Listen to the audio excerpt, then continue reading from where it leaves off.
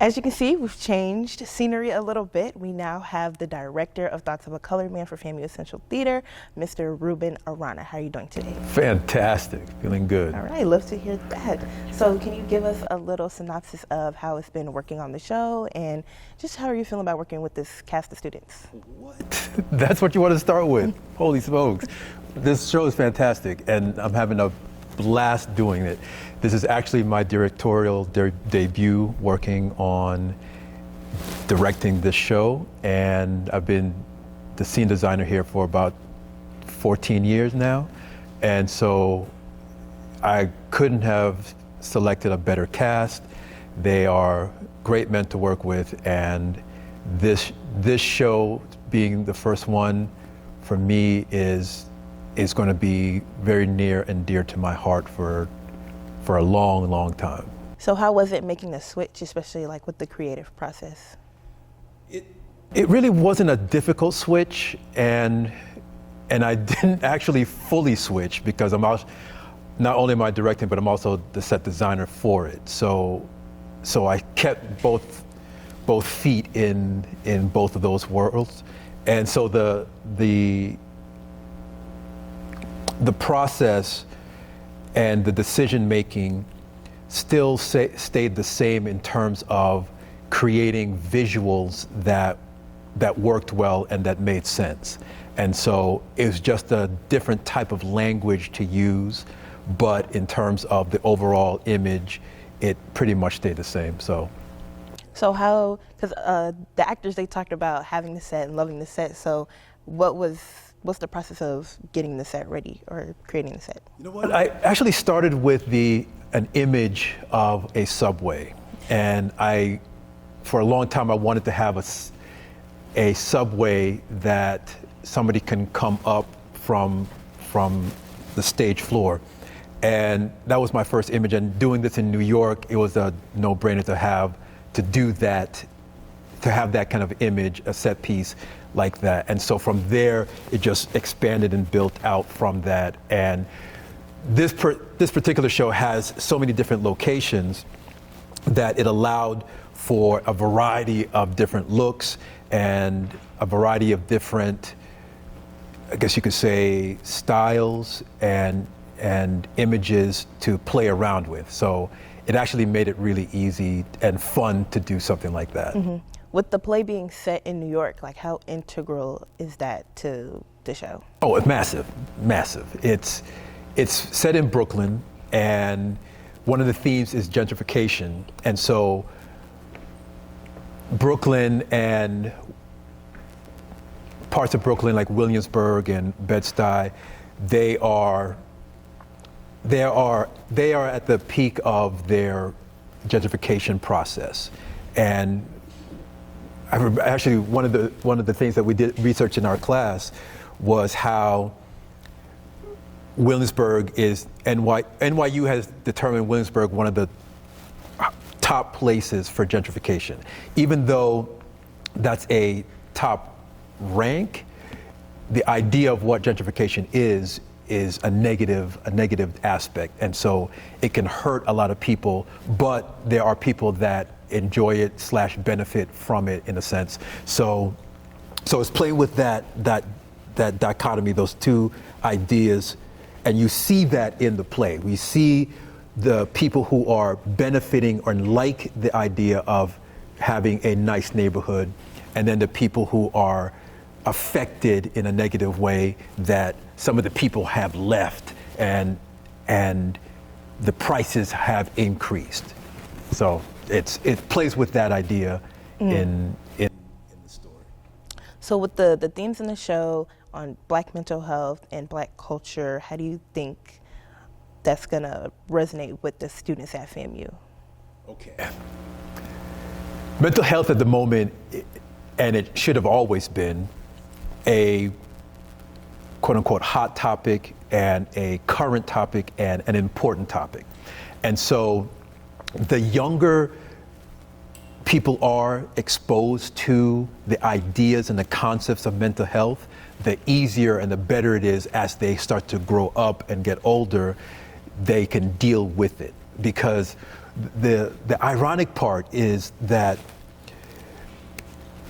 as a young person, you deal with mental health, but some of the mental health issues stay with you all the way to the end of your life, depending on what kind of circumstance you're in.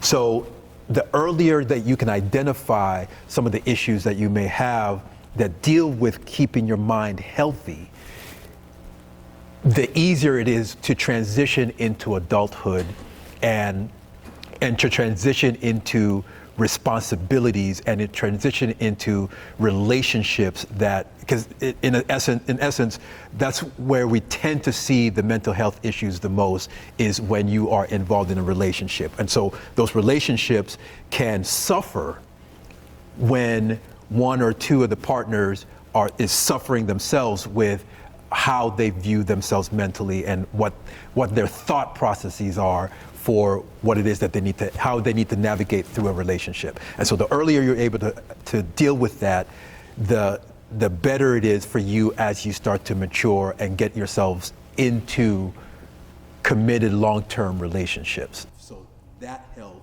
is important. So dealing with students, seeing this kind of play allows a conversation to get started.